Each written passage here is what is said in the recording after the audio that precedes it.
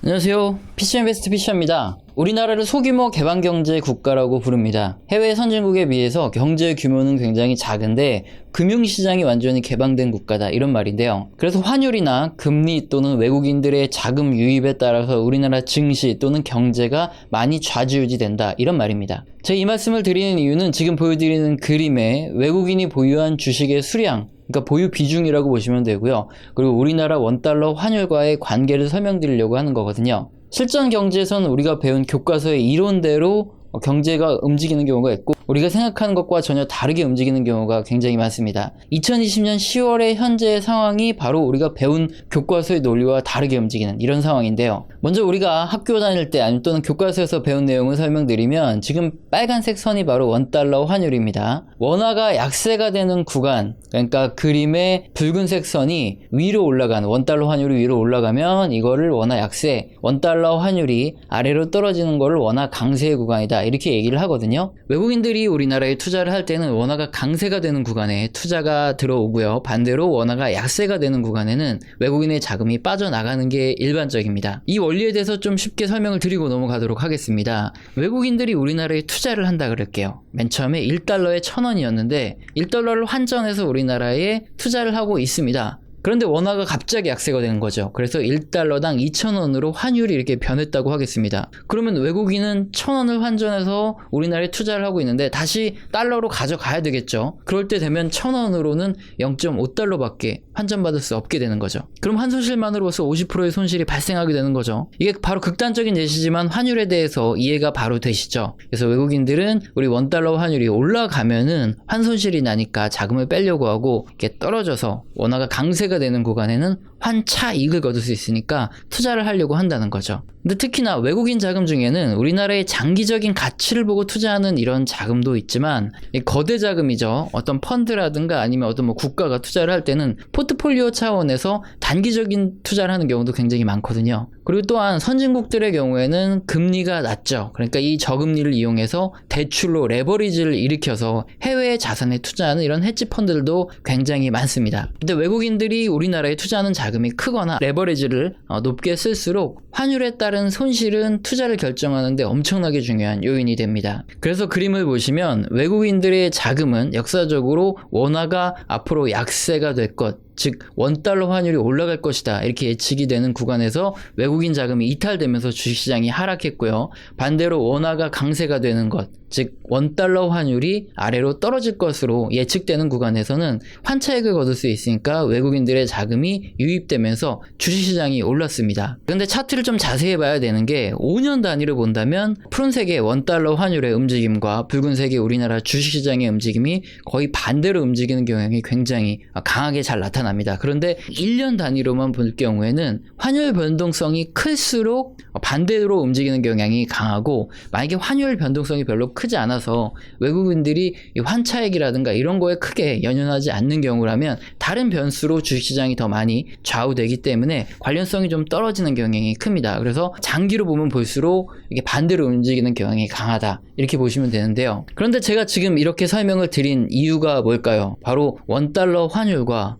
외인들의 움직임이 같이 움직이고 있다는 겁니다. 붉은색의 원달러 환율 같은 경우가 올해 4월에 1260원까지 갔다가 현재 1140원까지 이렇게 굉장히 큰 폭으로 떨어졌습니다. 그런데 과거 역사적인 데이터를 봤을 때 이렇게 단기적인 경우라도 이렇게 큰 폭으로 원달러 환율이 하락하는, 그러니까 원화가 강세가 되는 구간에는 외국인들의 자금이 유입되는 경우가 굉장히 많았거든요. 그런데 그림처럼 차트 위쪽 푸른 선을 보시면 이게 외국인들의 국내 보유 주식 이 수량입니다. 외국인들은 지난 3월 이후 원화가 강세가 되는 구간에도 계속 주식을 매도해 왔다는 걸 알 수 있죠. 그럼 원인을 분석하기 전에 한 가지 짚고 넘어가야 될 게 있죠. 그럼 외국인이 매도하면서 코스피가 하락했을까요? 아니죠. 코로나 침체가 발생한 2020년 3월 코스피는 저점을 찍고 최근까지 계속 상승 중입니다. 그런데 그림처럼 푸른색 선의 외국인들은 계속 주식을 팔고 있다는 거죠. 이 말은 외국인들은 이번에 증시가 오른 틈을 이용해서 계속 주식을 매도하고 있고 개인들이 이걸 계속 받아주고 있다 이 말입니다. 지금 그림이 굉장히 작기 때문에 제가 직접 읽어드릴게요. 2020년 올해 1월부터 지금 10월 20일까지 우리나라 기관은 24조 8천억을 순매도했습니다. 주식을 다 팔았고요. 반면에 개인은 55조 원을 순매수했죠. 그럼 30조 원은 누가 바로 매도했냐? 바로 외국인들이 올해 30조 원을 순매도했습니다. 증시가 이렇게 계속 오를 때마다 외국인과 기관은 주식을 계속 매도를 했고요. 반면 개인들은 주식을 계속 매수해주는 이런 형국이었죠. 자, 제 영상을 시청하시는 분들 중에는 주식을 분명 오래 하신 분도 있으실 거예요. 분명 뭐 10년, 20년, 뭐 30년 하신 분도 계실 건데, 과거에 이런 경우는 10중 8구 조만간 주식시장이 급락하는 경우였죠. 주식시장의 오래된 격언 중에 하나가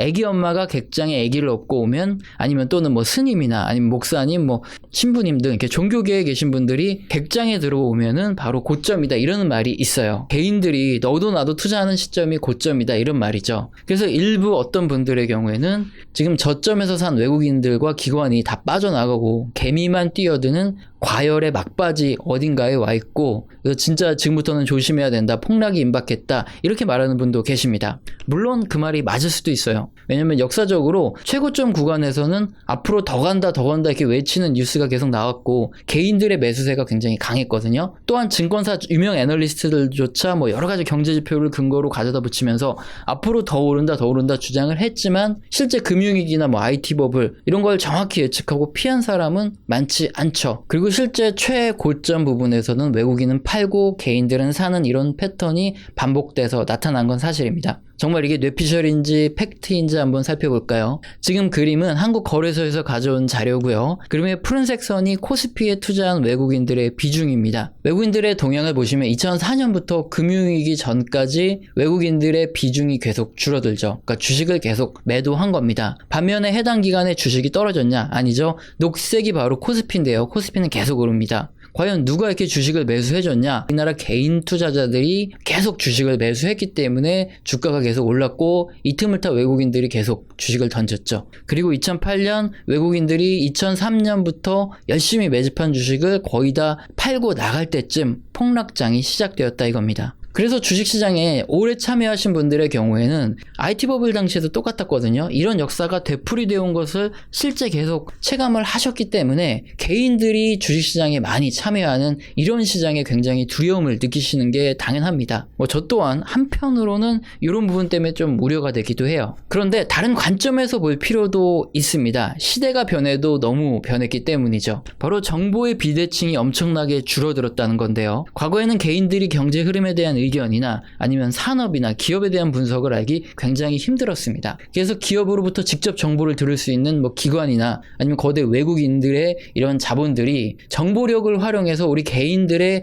뒤통수를 때리고 개인들의 돈을 쓸어가는 일이 정말 많았죠. 그런데 지금은 뭐 유튜브를 비롯해서 인터넷 검색만 해보면 리포트를 쉽게 검색할 수 있고요. 애널리스트의 의견까지 직접 들을 수 있는 이런 시대가 왔습니다. 정보의 비대칭이 굉장히 많이 줄어든 거죠. 요즘에는 공부를 열심히 하시죠. 제가 지금 설명하는 이런 거시경제의 흐름에 대한 이야기를 하는데 이해하시는 분들이 과거에는 정말 많지 않았어요. 그냥 어려운 소리는 다 집어치우고, 그래서 결론적으로 주식을 사라는 거냐 팔라는 거냐 이런 소리만 하시는 잘 모르시는 분들, 그러니까 답답하신 분들이 한 80%였다면 지금은 실제 내용을 전부 다 이해하시고 질문을 하시거나 반론을 제기하시는 분도 있고요. 또는 쉽게 설명해 줘서 고맙다, 이런 댓글이 굉장히 많이 달립니다. 그만큼 공부를 많이 하고 합리적으로 투자하시는 개인 투자자분들이 많아졌다는 이런 이야기죠. 그래서 이렇게 시대가 변한 만큼 개인 투자자들이 과거처럼 외국인에게 호락호락 당하지 않을 것이다 하는 주장도 굉장히 합리적입니다. 주식시장의 예측은 굉장히 힘들기 때문에 저 또한 뭐 단언해드리진 않겠지만, 최소한 단순히 주식시장에 개인 투자자들이 많이 뛰어들었다 이 이유만으로 뭐 지금 주식시장이 고점이다 아니다 이것을 판단을 내리던 과거 주식시장의 평가 기준을 우리가 기준으로 삼을 필요는 없다, 이렇게 판단을 하고요. 과거처럼 외국인과 기관이 개미털기를 하는 이런 역사가 반복되지는 않을 가능성이 높다 보는 겁니다. 일단 여기까지 듣고 나셔도 제가 무슨 소리 하는지 모르겠다, 뭐 뜬구름 잡는 소리 한다 이렇게 생각되시는 분은 한 번만 더 돌려보시면 됩니다. 그러니까 외국인들이 개인한 주식을 다 떠넘기는 뭐 개미털기, 양털 깎기 등을 당할 확률이 굉장히 좀 낮아졌다는 거죠. 그럼 지금부터는 대체 무엇이 문제일까요? 한마디로 같은 편일 수도 있는 이 개인끼리 서로 잃고 따는 제로섬 게임과 배틀로얄이 시작되었다는 게 문제입니다. 이런 코로나 불경기 그리고 주택가격이 하늘 높은 줄 모르고 뛰어오르는 이런 시기에 과연 개인 투자자들은 어디서 그 많은 돈이 생겨서 주식을 이렇게 사고 있을지 한번 보면요. 바로 그림처럼 신용융자 잔고입니다. 신용융자 잔고는 다들 아시겠지만 빌린 돈으로 주식을 투자하고 있다는 겁니다. 대출받은 돈은 일단 장기 투자가 어렵습니다. 물론 지금 저금리 상황이라서 이자를 내면 되지만 증권사 주식담보대출이나 신용대출 한번 받아보면 이자가 정말 헉소리 나게 높습니다. 거의 시중 금리의 5배에서 8배 수준으로 높거든요. 대출받은 돈은 어쨌든 레버리지이기 때문에 그만큼 잘못되면 손실을 크게 입죠. 그렇기 때문에 뭔가 투자한 종목이 잘못됐다, 하락할 것 같다 불안감을 느낌이 들면 단기 투자를 할 수밖에 없습니다. 이렇게 단기 투자로 투자가 많이 이루어지고 있기 때문에 거래 대금이 엄청나게 급증했고 증권사들의 브로커리지 이익이 엄청나게 증가한 이유죠. 그래서 증권사만 돈을 굉장히 많이 벌고 있는데요. 그래서 외국인들이 들어와줘서 전체 시장을 끌어올려 줘야 개인들끼리 치고받고 하지 않고 개인들 서로 웃을 수 있는데 지금은 외국인들이 들어오지 않고 있으니까 굉장히 아쉽다 이런 말을 하는 겁니다. 그런데 방금 이 그림을 보신 분들은 신용융자 잔고가 급격히 감소하면서 주식시장이 폭락하는 거 아니냐 이런 질문을 하시는 분도 있을 겁니다. 맞습니다. 지금 만약에 신용융자가 떨어지면요 주식시장은 완전히 폭락하고 다들 망하는 겁니다. 그런데 신용융자가 떨어지려면 바로 조건이 있습니다. 가장 대표적으로 금리가 올라가야 된다는 건데요. 결론적으로 지금 금리가 올라갈 확률은 높지 않죠. 그림은 국내 국채 및 통한채, 회사채, CD 금리입니다. 단기 대출 금리는 시중은행들의 자금 조달 금리인 코픽스 금리와 연동을 하고요. 단기 국채 금리, CD 금리와 거의 유사하게 움직입니다. 참고로 장기 대출 금리는 장기 국채 금리와 흐름이 유사합니다. 장기 국채 금리에 은행별 가상 금리를 적용해서 대출 금리가 결정이 되기 때문인데요. 이 이야기는 다음에 드리고요. 만약에 단기금리가 이렇게 끌어올려진다는 말은 한국은행이 기준금리를 올려야 된다는 말이거든요. 근데 우리나라 지금 경제 상황이 코로나 침체도 제대로 해소되지 못한 이런 상황이기 때문에 금리를 내리면 내렸지 올릴 수가 없습니다. 결국은 지금 그림의 개인들의 신용융자 잔고가 급격히 감소해서 주식시장이 폭락하려면 금리가 대폭 오르거나 아니면 주식시장이 예상치 못한 블랙스완이 와서 폭락하는 경우가 돼야 되는데 블랙스완은 말 그대로 예측 불가능한 것이기 때문에 우리가 맞출 수 없고요. 그나마 예측 가능한 것이 금리인데 금리가 급격히 올라갈 가능성이 적다. 그래서 융자 잔고가 폭락할 가능성이 적다. 이렇게 보는 거죠. 근데 대체 외국인들은 왜 이렇게 안 들어오는 걸까요?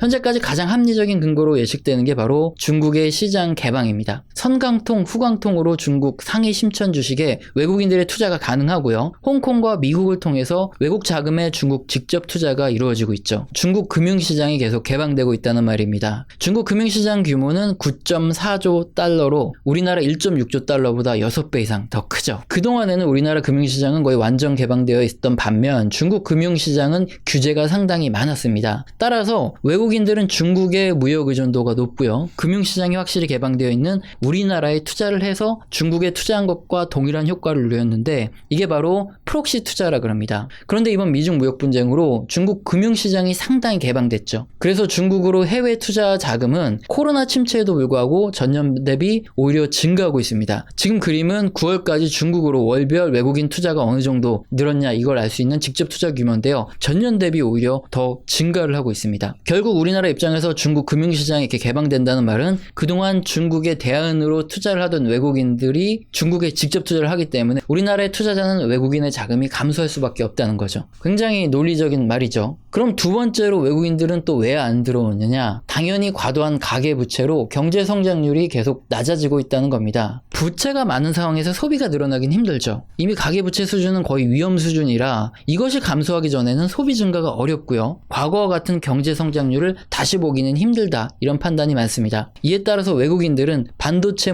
디스플레이 등 이 IT 섹터는 계속 성장을 하고 있기 때문에 그 부분에 선별적으로 투자를 하고요. 그 외의 부분에는 투자를 상당히 꺼리고 있다는 것이죠. 이게 바로 두 번째 의견입니다. 굉장히 합리적이죠. 전문가들의 의견 중에 외국인들이 왜 안 들어오냐 여기에 두 가지 이유가 굉장히 합리적이기 때문에 우리는 어느 정도 받아들일 필요가 있다는 거죠. 요약하면 중국 금융시장이 개방될수록 우리나라의 경제 성장률이 이전 수준을 되찾을 가능성이 낮아질수록 외국인들의 자금은 과거처럼 이렇게 크게 들어올 가능성은 높지 않죠. 따라서 선별적인 부분에서만 외국인들의 투자자들의 유입을 기대해 볼 수 있고 우리는 여기에 투자를 해야 된다 이겁니다. 이 정도만 들으시면 거의 대부분 다 이해를 하셨지만 그래서 결론이 뭐냐 이렇게 누누이 물어보시는 분들이 굉장히 많아요. 그래서 결론을 반복이지만 드릴 수밖에 없는 점 양해를 부탁드리고요. 돌아오지 않는 외국인들 개미털이를 하는 건가 아닌가 이거에 대한 결론입니다. 과거 금융위기처럼 지금 외국인들이 물량을 팔고 그 물량을 우리나라 개인들이